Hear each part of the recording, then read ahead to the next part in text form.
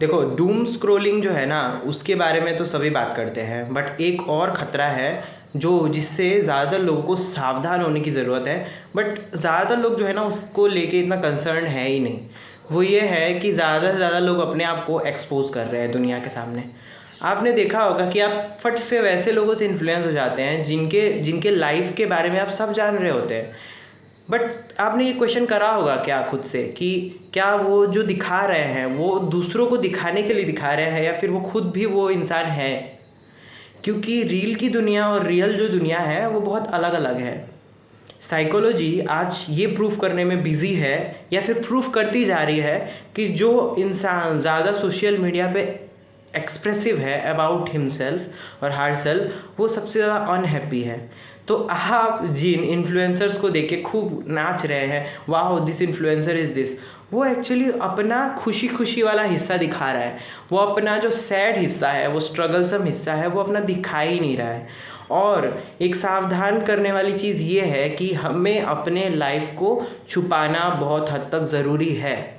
इसका रीज़न मैं थोड़ी देर में डिस्कस करने वाला हूँ। बट सबसे पहले बात कर लेते हैं कि हमें किन से बचना है और खुद भी वैसा इंसान बनना नहीं है। वो ये है कि आपने देखा होगा कि एक दिन में 50 to 60 जो उनके स्टोरीज़ लग जाते हैं, उनके स्टेटस लग जाते हैं, ऐसे लोगों से आपको बचना है। बताओ क्यों?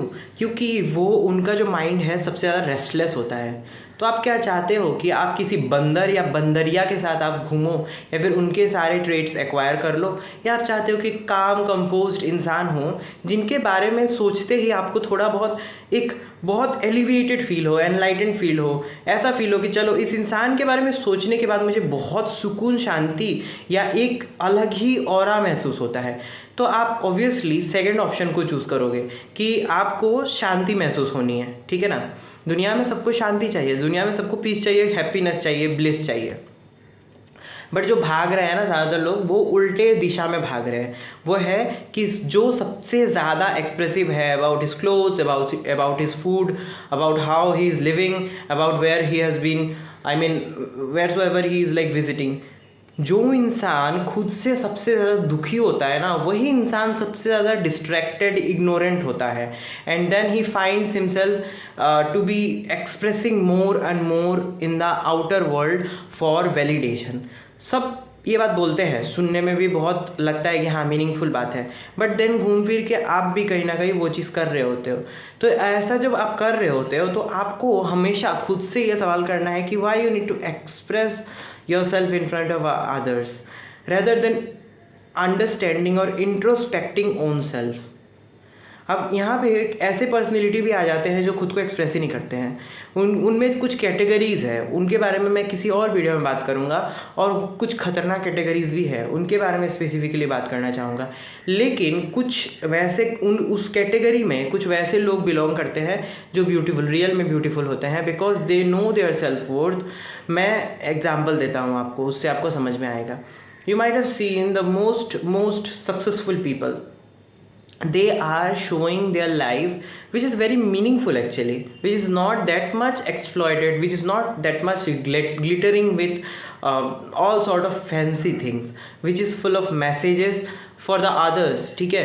तो वो contributive approach है towards the society, towards the people, कि my life is contributed to you as well because you have been a part of my journey as a whole, as a nation also they see their self very much I mean very much responsible for imparting their messages, वो लोग, ठीक है।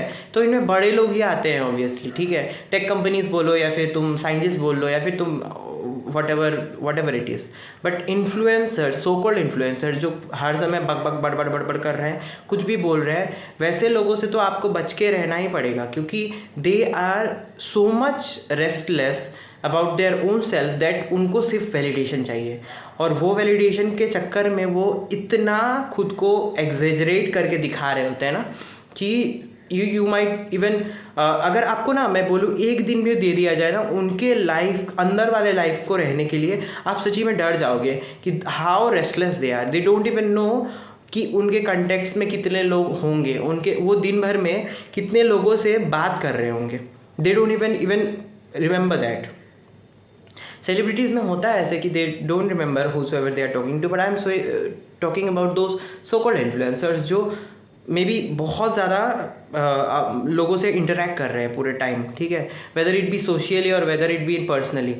दे are so much restless about them self. If you talk to them, if you just being near to them, no, अगर कभी आपको chance मिल भी जाए, then you will find that somewhere or the other you are not comfortable with them.